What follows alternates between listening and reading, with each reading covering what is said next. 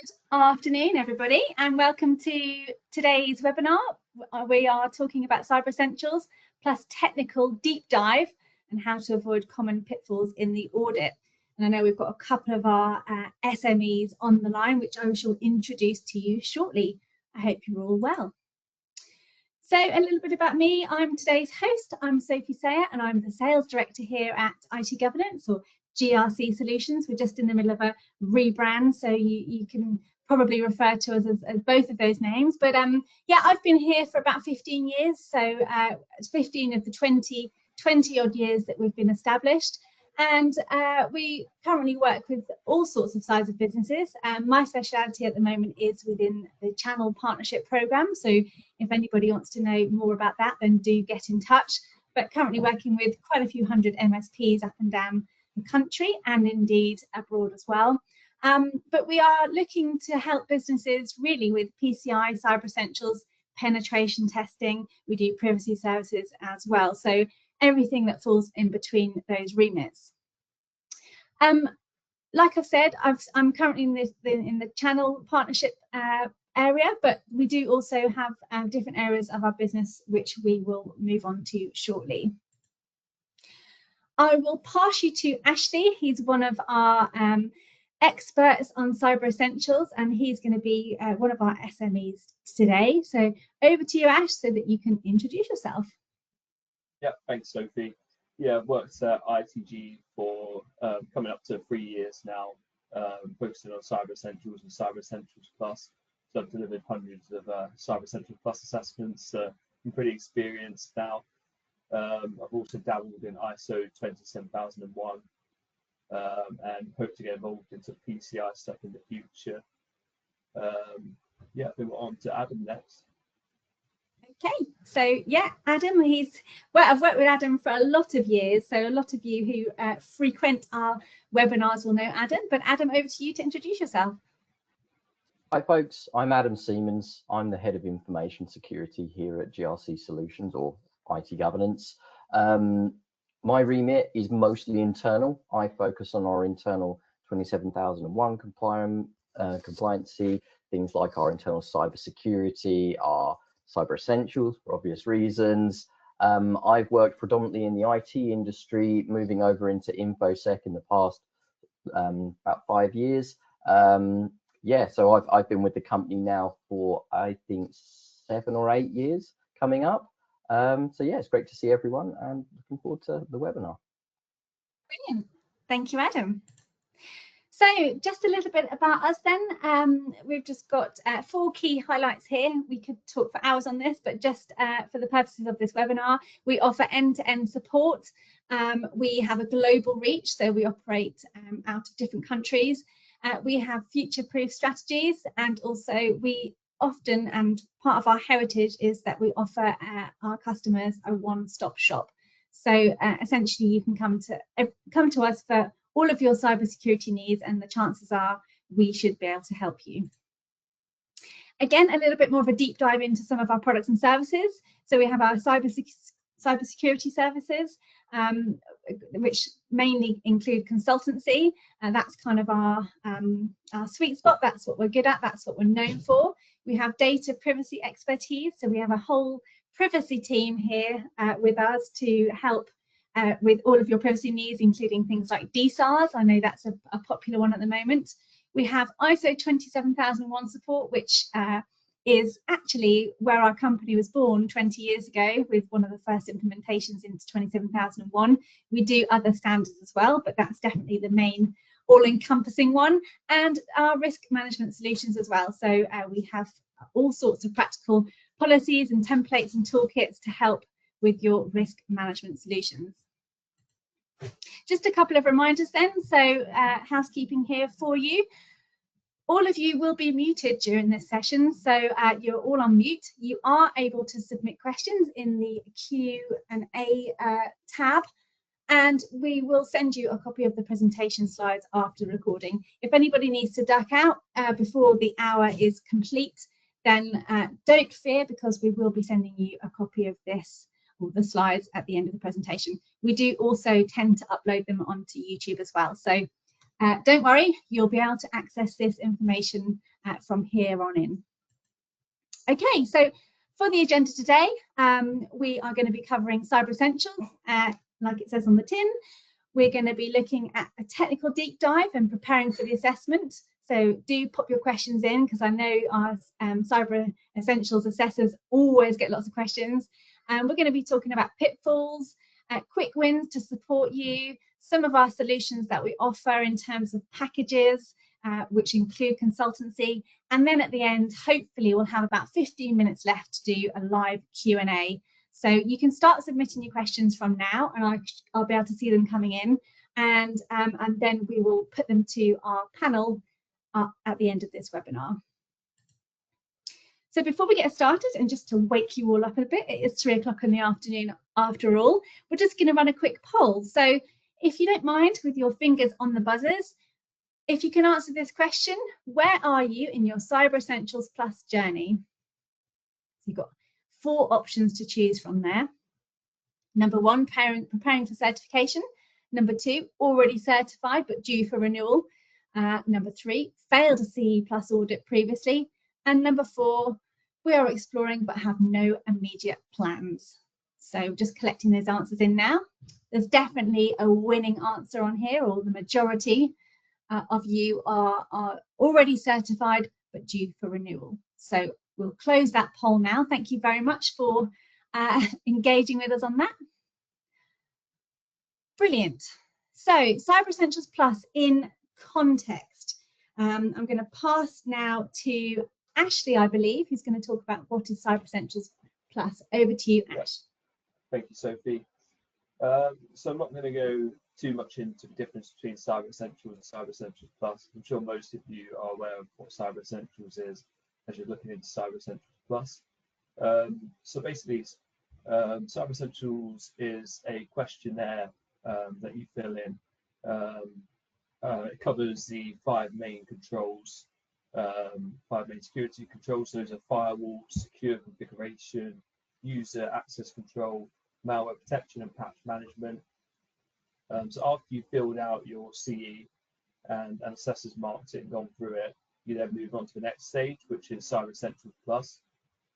So after passing CE, you have up to 3 months to then achieve Cyber Essentials Plus. So it is essentially checking that what you put on the CE is accurate. So it's a technical verification that what you put in the CE is correct. So there'll be some more sort of technical testing carried out on CE Plus. On to the next slide, please, Sophie. So yeah, here's a comparison chart. I won't go through it in too much detail, but I'll leave it in the slides. But essentially, Cyber Essentials is the first step you go through, which is it's a lot cheaper than Cyber Essentials Plus, as it involves a lot more testing when you go on to the next stage. And it's a yearly renewal process. We have to renew Cyber Essentials and Cyber Essentials Plus each year. Yeah, on to the next slide, please, Sophie. So this is a rough sort of time scale of the whole assessment process from start to finish. So you can see when you first submit your Cyber Essentials application, you have up to 2 attempts to pass. And if you pass in those 2 attempts and you purchase Cyber Essentials Plus, you'll then go to the next stage where we'll contact you to arrange so what we do first of all is have a pre-engagement call where we go through the testing process with you before the assessment day, so that you're clear and can have everything prepared before the assessment day and know what to expect. And yeah, if you're successful in that, you go on to be certified for the next 12 months, and then you have to repeat the process from the beginning. Thanks, Sophie. On to the next one. Okay, so we're going now into the technical deep dive. I believe this is still with you, Ash, for the next slide. Yeah, thanks, Sophie. So this is a rough checklist of things that really you should actively be doing before your Cyber Essentials Plus assessment. So the first thing is to make sure all end user devices, servers and mobiles are patched and up to date.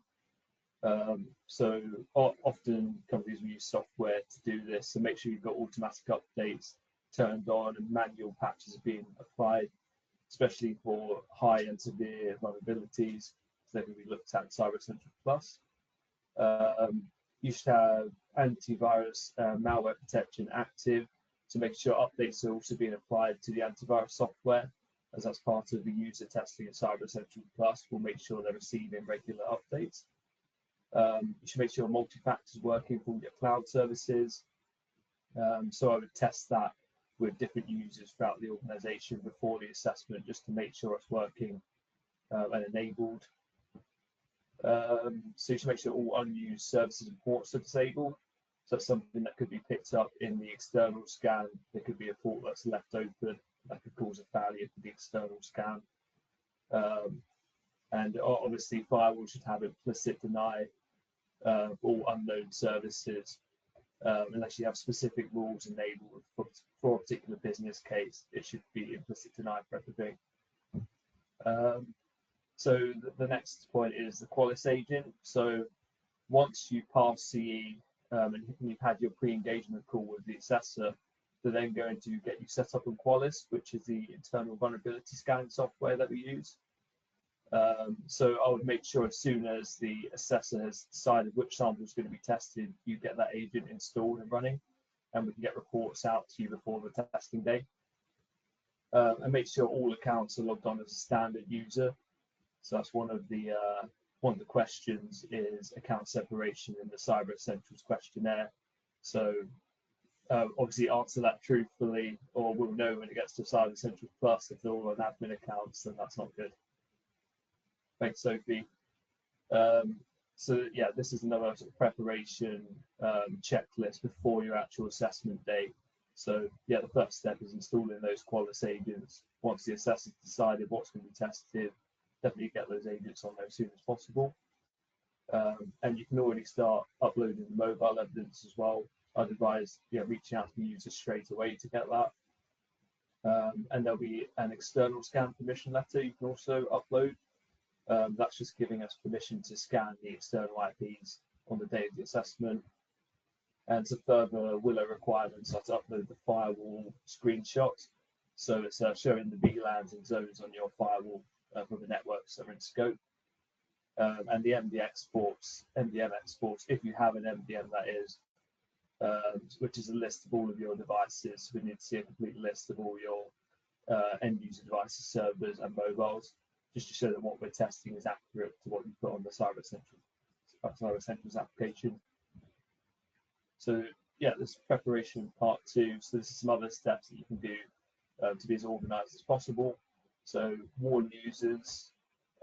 So as soon as users have been selected, as soon as the samples have been selected, let those users know that on the test day we'll need to access their device for 10 minutes. So what I see a lot of companies do is create a schedule of users lined up on the testing day. So it makes it really clear for that user to know when the testing is going to occur, when the assessor will need to go on their device. Ensure cloud service users are available. So making sure you've got users that can access cloud services on the day and demonstrate that multi-factor authentication is enabled. So they're really simple steps, but yes, it's really important just making sure the testing process goes really smoothly, having all of this stuff prepared beforehand, no users are available. So yeah, the last step is make sure you've got remote access software installed. So generally we use TeamViewer to remotely connect to users. But yeah, we can also use other remote access software. If for some reason you're not able to use TeamViewer, we can also use AnyDesk or the built-in Quick Assist tool. Or if remote access is disabled completely, we can use Team Screen Share as like a last resort. Yeah. Go to the next slide. Perfect. I think I'm back on, Ashley, so thank you for that. We've got another poll. So here we are, everybody. Please do get involved. The next question we'd like to ask you is, what's your biggest technical challenge in preparing for CE+? So here we've got 5 options to choose from this time. So patch management and legacy systems, MFA and user access controls, device or scope complexity, internal testing or pre-audit readiness, and not sure, need guidance. So just keep that open for another couple of seconds.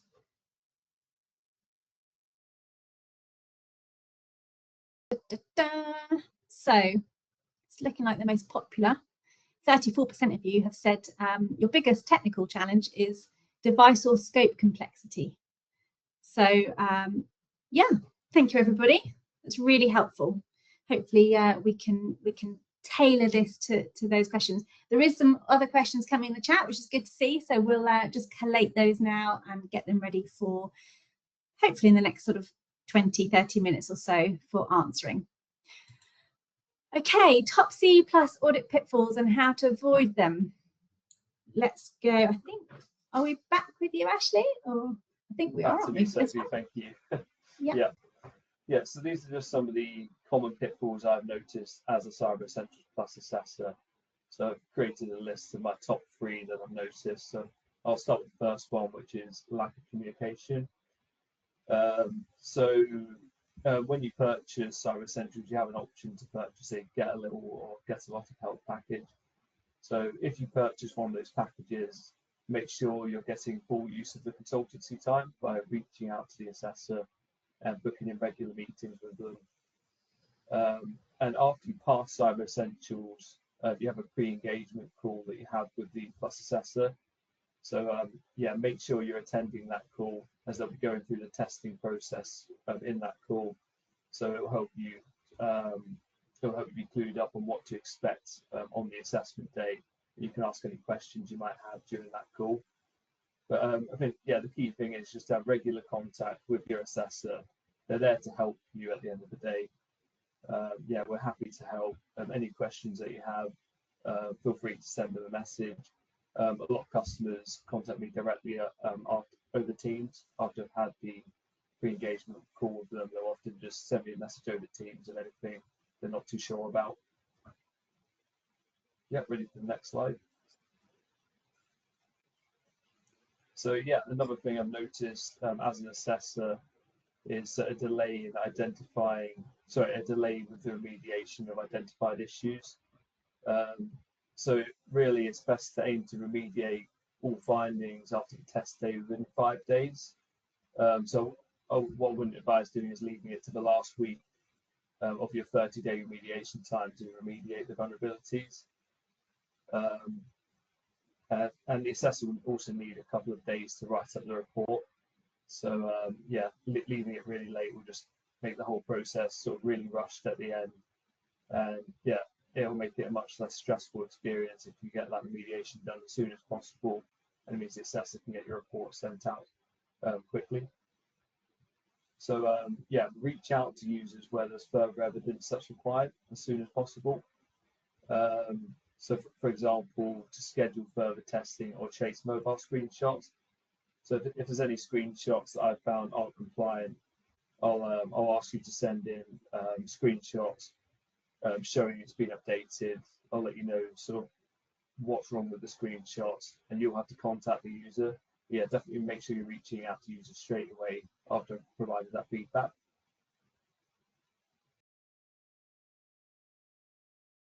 So this is the last pitfall, just limited awareness of the standard updates. So recently the standard changed in April from Montpellier to Willow. So it's just making sure you're up to date with the changes.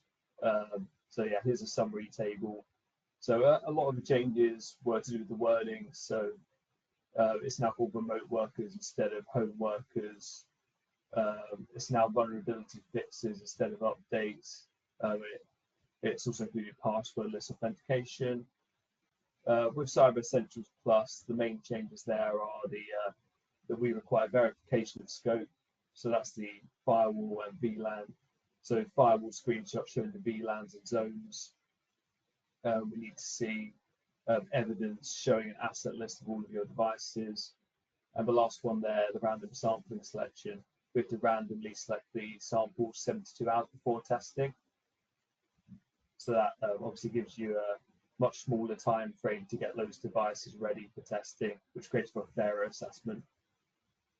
Yeah, on to the next slide, please. So this is just a summary of all of those changes from Montpellier to Willow. I won't go through all of these, but you'll have these slides sent out after today's call. So yeah, definitely make sure you're aware of the new changes. Yeah, on to the next one. Thank you, Ashley. So There you go. yeah, back on just like that. So another poll coming up, another question for you all. Would you like a copy of our brochure on Willow changes? I know we published this when they came into effect a couple of months ago. So we do have it ready to send out if you think it would be useful. So just click on yes or no for that one, and we will get it sent out to you. Thank you very much. Just give that a couple of seconds. That poll's now closed. Perfect. Thank you for your engagement this afternoon. That's it really is helpful.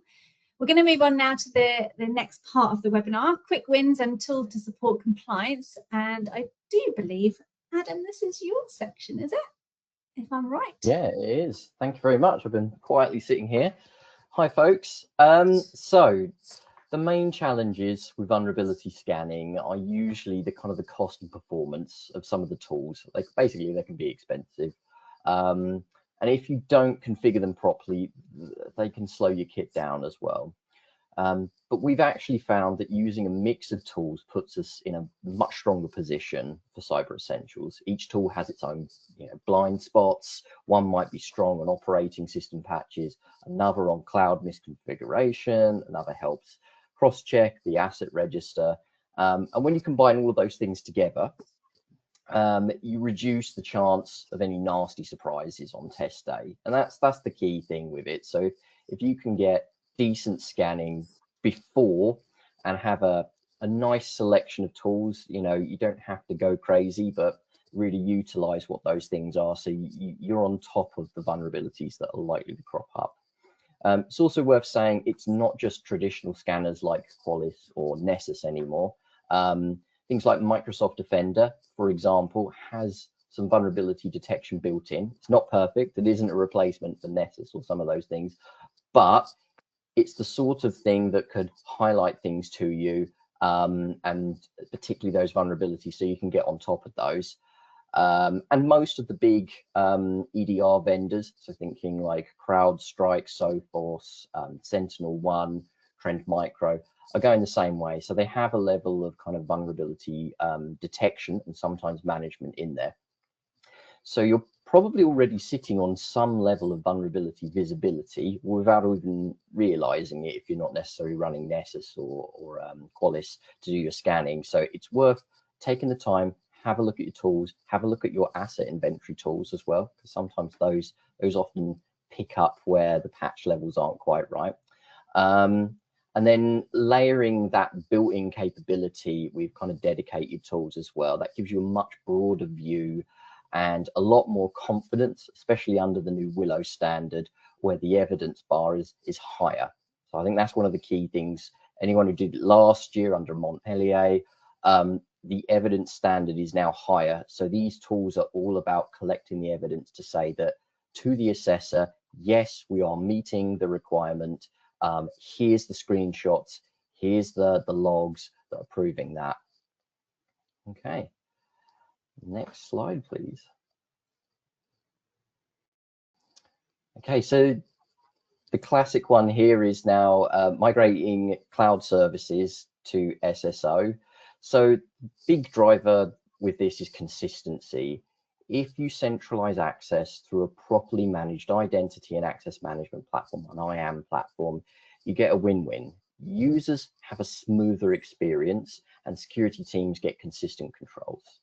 From a Cyber Essentials perspective, this makes things like rolling out MFA to all of your kind of cloud services considerably easier, rather than managing it across sort of dozens of different logins, different systems. If you can get centralized management and an SSO, single sign-on, you can apply the same sorts of controls everywhere. And that makes evidence in these things much, much slicker. The options for these things are in lots of packages, whether that be if you're a Microsoft 365 user, you get this with Entra ID or what used to be called Azure AD. You can also use tools like OneLogin, Okta. These things will all kind of handle that. Anyone who's worked with schools, tools like Wand or these different sort of packages are really great at helping you kind of implement SSO, and put in consistent controls. It also means that you can monitor your alerts centrally as well, which is another thing. If you've just got one place to check on your alerts, see risks and events that are cropping up that you need to investigate, makes life a lot easier than sort of having to jump between 5 or 6 different tools. And that's really powerful, because instead of chasing these, you can just literally go to that one place and have that single source of truth. So what the challenge is? Well, not every cloud service supports single sign-on natively. We've all been there, where you sit and you think you found the solution, and it says there that the package supports single sign-on, and it turns out it's behind a paywall, or it's in the enterprise level, and suddenly, you know, you're in a whole new budget kind of game with that. So we need to start thinking about workarounds for some of these things as well. So that might be, like I said, having a solution like Okta or OneLogin that handles these sorts of things, or identifying those systems that aren't managed or cannot be managed for whatever reason, or you're locked out of those things, making sure that you have documented evidence of how you're managing those systems. You're honest with the auditor, and you say, look, these are the ones that fall outside our single sign-on. This is how we're getting round or working with the MFA solutions in there. Yeah, so moving existing accounts and permissions into single sign-on platforms can take time.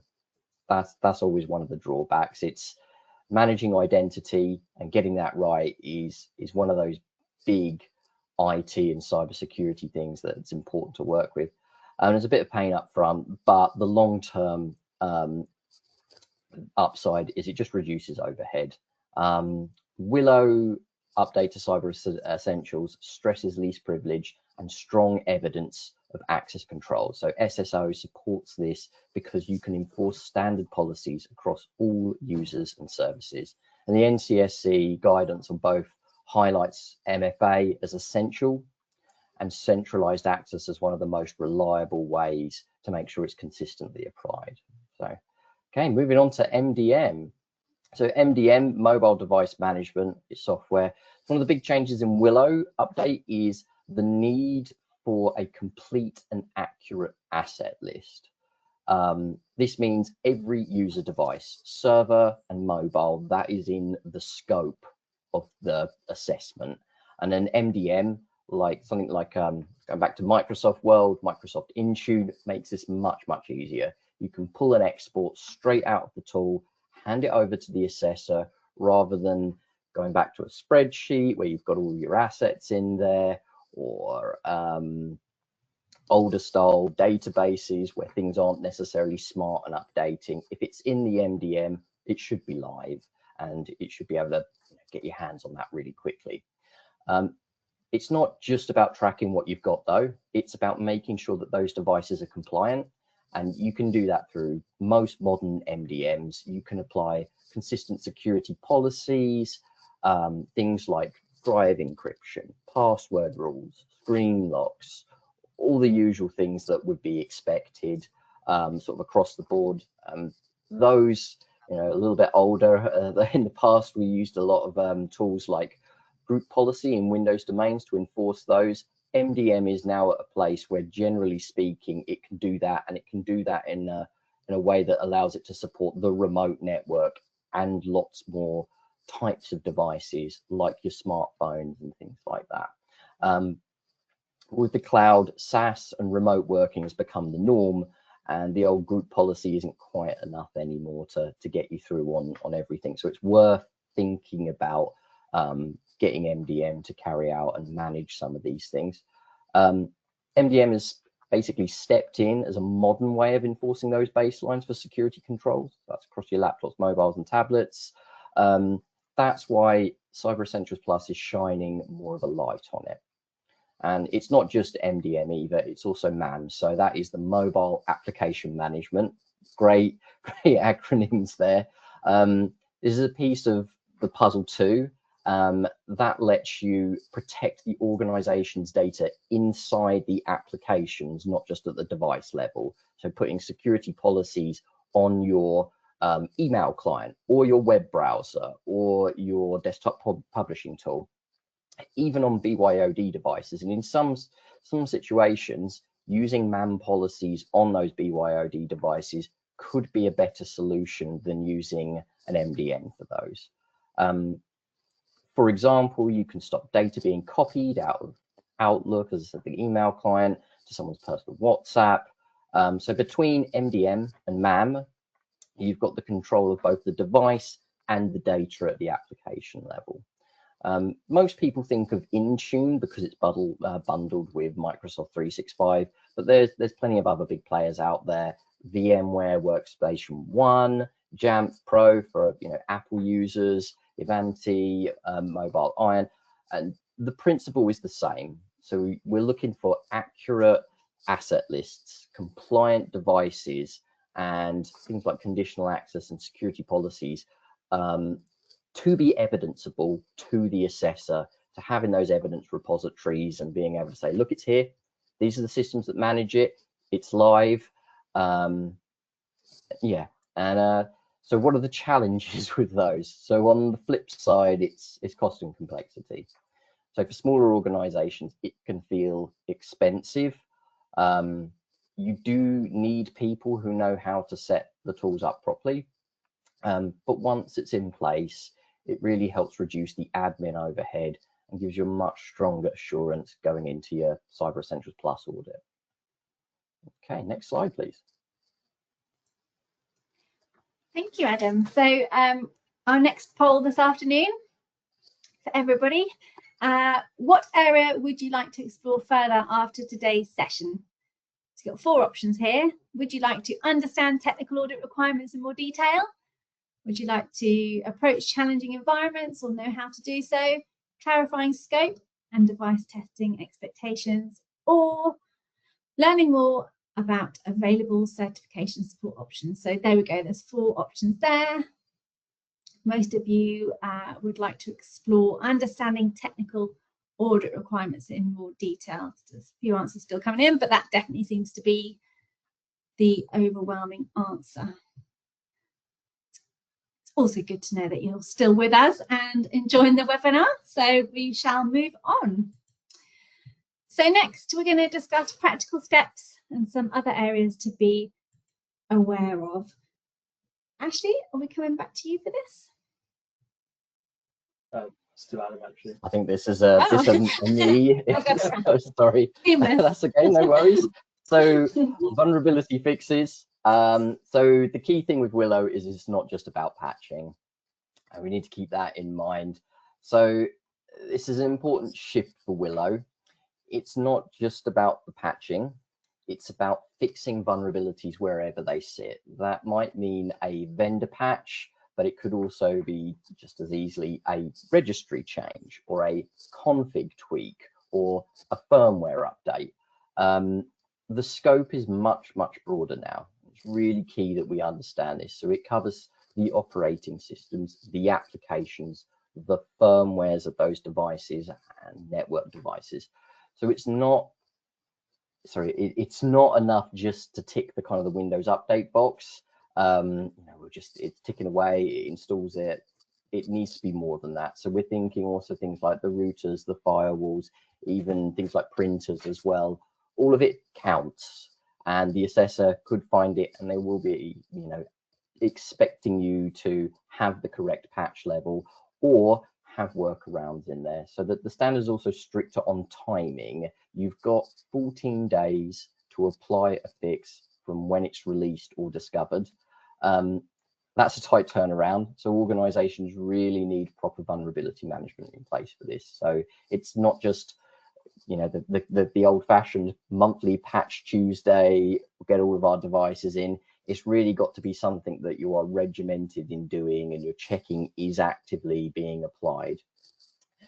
And if you can't patch, maybe the vendor hasn't issued one, and you've got, you need to be able to have a documented mitigation. So if there's a known vulnerability and you're not able to do anything about that through patching, you've got to be able to have a documented mitigation in place, whether that's something like the device is segregated on a VLAN, you've applied specific firewall rules, or you're disabling the vulnerable feature until a fix comes out.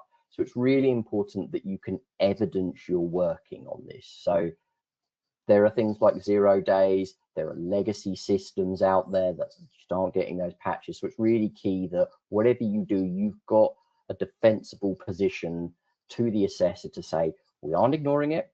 We've actively taken steps to do it, to mitigate it or reduce the risk. This is what we're doing. This is the evidence that we're providing. And talk to your assessor about it. Explain it to them. Make sure they understand what it is you're doing, why you're doing it, and how it's effective. The reason this is a focus is because many incidents start with unpatched or poorly configured systems. And that's why it's a heavy focus for CE+. Okay, next slide, please. So planning under Willow. Okay, so we're now only a few weeks away from the Windows 10 end of life. I believe it's sort of mid-October, around the 14th, but I could be wrong. But this is a biggie. It's the big Windows end user client that is going end of life.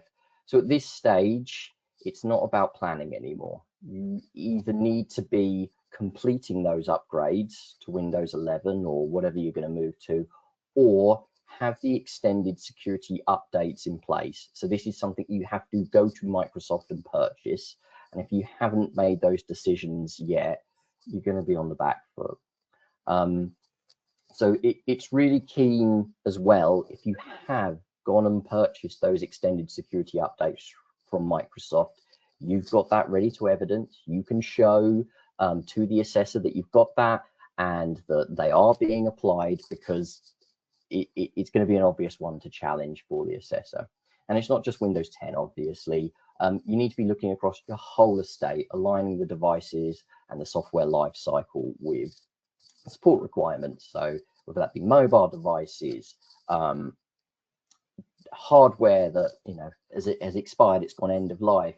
Legacy systems are always a weak spot, and Willow is clear. Unsupported or end of life software can't just be ignored. If you really can't replace it, then you'll need to segregate it and document that mitigation. So that's really key. Legacy systems are always going to be there. There's always going to be that one thing lurking in the background that unfortunately we can't replace, or it's going to be too difficult for the organization. That's a fact of, you know, life in technical teams. But what we can't do is have it discovered that it's not being managed properly, or it's just living on the network. So the key there is segregating it, getting a documented mitigation, talking to the assessor about it, explaining that. They might be able to offer solutions as well. So it's a really key part there. Budgeting comes into play here as well as anything. So we're not just talking about end of life software, but things like your vulnerability scanner, your your tools for securing endpoints, and staff time to stay on top of fixes. This could be just a case of, to meet those 14 days and all of those things, including the firmware updates, you might be looking at out of hours work and making sure that the organization understands that to meet the requirements, some of these things are going to have to happen. Willow's raised the bar when it comes to vulnerabilities, and they have to be fixed on 14 days. And the assessors will want evidence, not just assurances. On the cloud side, remember that all services are now in scope. It's no longer just Microsoft 365 as, you know, your main SaaS platform. Anything on your organization that relies on a cloud system has to meet the Cyber Essentials controls and the expectations. That includes third-party services that historically might have slipped under the radar. You've got to ensure that you're able to say, look, we're meeting the requirements of the standards. Assessors will also expect clear, documented evidence. And this is the key message with these kind of audits. What they're looking for is evidence that you are meeting the requirements of the standards. The easier you make that for them, the easier your Cyber Essentials journey will be. So when you patch, when you mitigate, when you restrict access, keep a record. That's what they're looking for during the audit. And finally, looking slightly further ahead, the scheme is moving into the direction of things like zero trust. And that's not to say that it's specifically or explicitly in there at the moment, but when you look at the direction that it's been taking over the last few years, the industry as a whole moved from least privilege, continuous verification of users and devices, and treating anything untrusted, including, BYOD, bring your own device, as in scope. That's the future state. And the changes we're seeing in Willow are a step towards that. So while it might not be here now, be thinking about it, because the prep that you do today will make your life easier in the future. Okay. Perfect, thank you, Adam. So how can we help? How our Cyber Essentials solutions can help you achieve certifications? So why choose IT Governance as your Essentials partner? Do you want me to answer this one, folks, or Adam and Ashley, do you want me to cover off this one, or would you like to do it? Okay, so I mean, it is what it says on the tin, essentially, folks. So essentially, we've issued more than 10,000 certifications. We've been a certification body for the past 10 years. We get lots of repeat customers coming back year on year, which of course kind of speaks volumes. They trust us. We've got a very, very quick turnaround time. I know our head of Cyber Essentials is always waxing lyrical about how quickly we can get people in and get people assessed, which is certainly one of our USPs. End-to-end support, we deliver all technical tests and assessments. We have a very experienced team, which of course Ashley is part of, so they're all very helpful and ready to help. Unrivaled expertise. So as I mentioned at the top of this webinar, having led the first ISO 27001 implementation, we've got the knowledge, we've got the insight, we've got the heritage, we've got the expertise to be able to help you with your Cyber Essentials and beyond.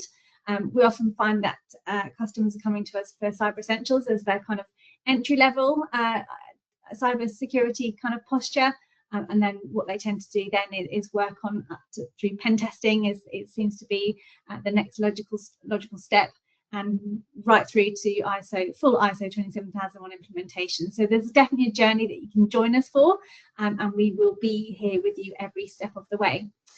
I also mentioned at the top of the webinar, we're a one-stop shop. So if you do find yourself on our website, you will find all tools and resources needed to help you achieve. You'll see we have books, we have standards. Actually, I was going to mention we've just published a book. This is completely unrelated to Cyber Essentials, but it might just take your fancy. And we've just published a book this week on AI and managing risk around AI. So if anybody wants to know further information on that, or if you want to co-brand it or whatever for your organization, that's a little sales plug there from myself. It was actually written by one of our internal consultants here at IT Governance. So yeah, hopefully when the royalties come in, he will buy me a Coke at the bar. We have tailored solutions, our fixed price bundles support expert support. So we do have bundles in Cyber Essentials, and we'll probably get onto that shortly, just around some wraparound consultancy if you need it. You can buy it on its own, but we do offer some additional help as well. And our credentials, our consultants are highly experienced, as you're hearing through Ashley and through Adam. We do have a very, very highly technical team here with a range of experience. So that's why you need to choose us. It's kind of, it is what it says. Obviously, if you've got any questions on any of that, then do pop them in the chat. I can see quite a few questions coming in. I really hope we've got enough time to get through them all. It is 3:45. We are now sort of dipping into our final 15 minutes. So as I've just mentioned, we do various packages. So this is our Cyber Essentials Plus Solutions packages. You can buy it on its own. You can buy it with a little bit of help, or you can buy it with a lot of help. So there you go. It depends the size of your organisation, kind of what expertise you have to hand, and we've got options there for every budget. So there's 3 options there. And This is a bit more technical, but it basically shows you what's included in the certification, the get a little help and get a lot of help. So as you can see, it's based really around the consultancy support. With a little bit of help, you get 2 hours. With a lot of help, you get a whole day. And that's reflected in the price there. So you can find all of that available on our website. We are running a special offer. Just to interject quickly. Go on, Ashley. Yeah. Say, yeah, as I mentioned before, yeah, definitely make sure you make full use of that consultancy support if you purchase it. Sometimes we get customers that will get a lot of help, and they've only used us sort of 30 hours of support. Feel free to reach out to us, schedule a regular meeting with your assessor. We're happy to help. And another thing is, after you've had a Cyber Essentials Plus assessment with us, make sure you leave feedback. We really thrive on your feedback, and we're constantly trying to improve our processes and the way we do things to make it as smooth as we can for customers. Sorry, thanks, Sophie. Thank you, Ashley. That was very, very helpful. Thank you for that. So we are running a special offer for all of you wonderful webinar attendees this afternoon. So there we go, 15% off your Cyber Essentials Plus. You can use the code there on our web shop. Don't worry too much about writing that down. CE plus Web 15 is the code. This will be available in the slides afterwards, so you're able to go on and get a little bit of discount. That's our thank you to you for attending our webinar this afternoon. Cyber Essentials alone is not enough. Ashley, sorry, I've just thrown this one in at the end. You've caught me off guard. Here you go. So yeah, so the main point of this slide is to say really Cyber Essentials is just a starting point for improving your organization's security posture. So it's a yearly snapshot ensuring you meet the basic security controls. But it's important you're carrying out other testing around Cyber Essentials. You should see Cyber Essentials as an ongoing process, not just a yearly checkbox activity. It should be sort of within the culture of your organization, led from the leadership. So have you considered penetration testing, particularly if you have web applications in scope? Cyber Essentials doesn't look at web applications. So Cyber Essentials doesn't include simulations of attack techniques like lateral movement, privilege escalation, or exploitation of business logic flaws. With penetration testing, it shows that you're actively defending against real threats. So it will be actual real life scenarios will be tested against your web applications or infrastructure, and it will be detailed in a penetration testing report what's been found and how that can be remediated. So yeah, many customers go from achieving Cyber Essentials to having something more in depth, such as penetration tests carried out against their systems. So yeah, I thought I'd throw this slide in there just to stress that you shouldn't focus just purely on Cyber Essentials as it's the basic starting point. Definitely consider what other things you can have in place, such as security awareness training, PCI if you're holding cardholder information. There's all sorts of other things you should be looking into alongside Cyber Essentials. Thanks, Sophie. I think I need you in the sales team here, Ashley. You did a good job there of definitely name dropping a few other products. So well done. You'll be on commission at this rate. Sounds good. Jokes aside, here we are. We're on the questions slide. So as I've mentioned, there are a few bits and pieces dropping into the chat. We do only have about 10 minutes, so we will just rattle through a couple.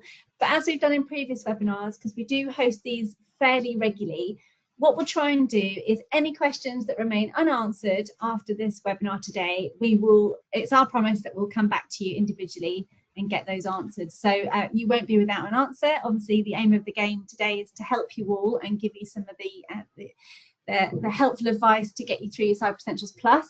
So what I'll do in no particular order, and Adam and Ashley are going to be put on the spot here, so do bear with us. This is live. I picked out a few if you want me to go for a couple. Same here, yeah. If you want to, Adam, absolutely, let's do that. That seems a more measured. Do you want me to start, Ash? Does that sound okay? Yeah, you start. Yeah. We had a quick one around how to handle developers with local admin access. This is something that's a really great question because it's also practical, because half the problem with security is very much that businesses still need to operate, end users still need to do their day-to-day jobs, and we need to find that balance with them. So yes, developers often want local admin, but under Cyber Essentials Plus, so thinking about specifically what the standard requires, or the certification scheme, you've got to apply least privilege and keep admin accounts separate from day-to-day accounts. So developers should be working from a standard account for things like their emails, web browsing, and all those kind of things, and only elevate when it's really needed for the specific task that they're carrying out. We handle that through things like temporary elevation tools, just-in-time access, privileged access management. So it's controlled and auditable. So, you know, if you're ever challenged to say, how are you doing that? Whatever you need to do, you need to be able to evidence it. And that way they can still do their work without leaving the devices permanently exposed. So if those developers are going to be in scope, you do need to be able to evidence it. And that's the key message that you need to take to them. How awkward that is for your users is always a fun one with security, and that's the balancing act as well. So Ash, did you want to take the next one? Yeah, sure. So I've got a question from Richard Wilkinson. So it's regarding finding out which which operating system is supported for mobile devices. That's not clear to see which ones are supported. So IASME have a knowledge hub which shows what mobile device operating systems they deem as supported. So with Apple, it's difficult because they're very random with their updates.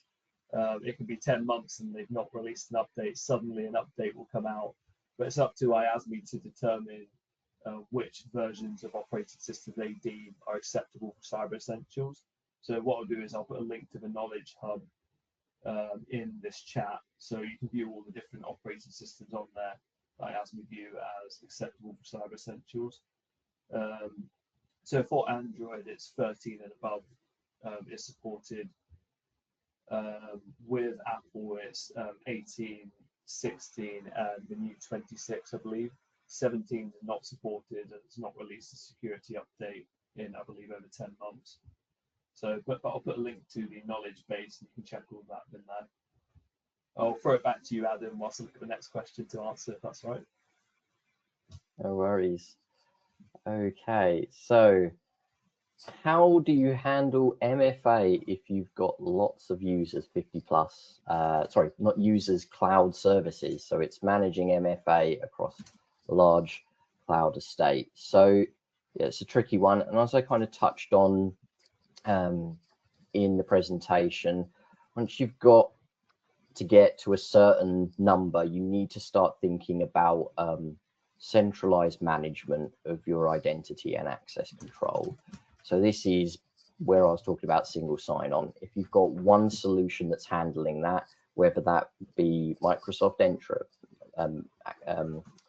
Azure Active Directory is known as, Okta, or something like that, something that brings all of your users in to that one authentication method, then you can start applying your rules, your things like your MFA against those.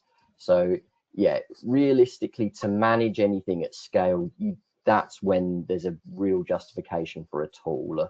So yeah, the answer I would say is through centralizing your identity and access management.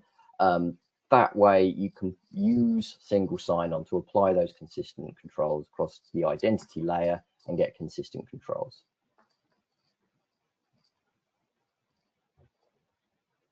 Yeah, I'll go to the next question from Daniel Wilkins. So it's, is that all fixes that must be applied within 14 days or those above a certain CVE score? So for the vulnerability scanning, it'll be all fixes above a CVE score of 7. So we'll go by the CVSS 3.1 score. And if there's any above 7, basically what we do is send out a filtered report, so it only includes those vulnerabilities that need to be remediated above that score. So it makes it really easy for you to see which ones need to be fixed. So from running the vulnerability scan, you have 30 days remediation time to make sure all those vulnerabilities are fixed. So yeah, any findings need to be remediated in 30 days. The 14 days that you referred to is from having an unsupported operating system. You need to make sure it's patched within 14 days. Thanks, Ash. Yeah, do you have another question, Adam? Yeah, so there's one here, and hopefully I've understood it correctly. So it's asking about MAM over MDM. So I think the key things that we need to understand here is what the two technologies do. So MAM is all about managing the data and the access at the A in MAM, the application level, and MDM is all about the device level. So when we look at the Cyber Essentials standard, we still need to be able to evidence the device's compliance with the standard in the same way as we are doing with the MAM. So with BYOD, if you're running MAM without full MDM, the key is that you're protecting the data rather than the device. Sorry, I can't get my words out. That means using things like kind of maybe conditional access policies. So your company app like Outlook, for example, your email client only run inside a managed container. You're enforcing things like PIN controls, a PIN or a password on there, encryption, blocking copy and paste. You can also require devices to be on a minimum OS version before the app is open. So you can ensure that in that situation, your data won't be accessible if it doesn't meet the overall level that's in there. So those are kind of key things to be compliant with Cyber Essentials, because remember, what you're trying to do is evidence all of it, the whole standard. Something that I've seen in certain places where the security requirements are quite high, people might use MDM to manage the device and lay a MAM on there as well to really get that level of control. So it might be that you're dealing with quite sensitive documents and you do not want your end users being able to print screen those documents. MDM might not be the appropriate tool for that, but the MAM might be able to do. So when they take that screenshot, they get that lovely message saying, sorry, you can't do that here. And then that stops those kind of print screen kind of copies and things like that. So it's a tricky one. What I would always say is talk to your assessor, really understand, make sure they understand what you're trying to do, how you've implemented it. They can tell you if there's a problem or challenge you in a kind of a positive way so you can best understand, but really look at it first as what you need to do for the standard as opposed to just the solution. It's the technology that you want to implement. Hopefully that's kind of covered it off. That's brilliant. I think actually, chaps, we probably haven't got time to take any more questions this afternoon because we have only got a minute left to run. So just got a couple of extra slides to go through, but you two are brilliant at doing back and forth questions there. It worked really, really well. So it's just for me to say thank you to you all this afternoon for joining us, and for Adam and to Ashley for giving their expert knowledge to help you all in achieving your Cyber Essentials Plus. There is just a contact us page here, so if you do need to get hold of us, we are available on all of these various methods. We do have a LinkedIn page as well, IT Governance, and all three of us are on LinkedIn, so that's another way you can contact us. But there you are, there's our email address, there's our phone number, and like I said, we'll get back to you with all the answers to these questions after the webinar. And that was it for today. So great to have you all with us. Thank you to our panelists, and we'll see you on the next one. Thank you. Bye. Thank you. Bye.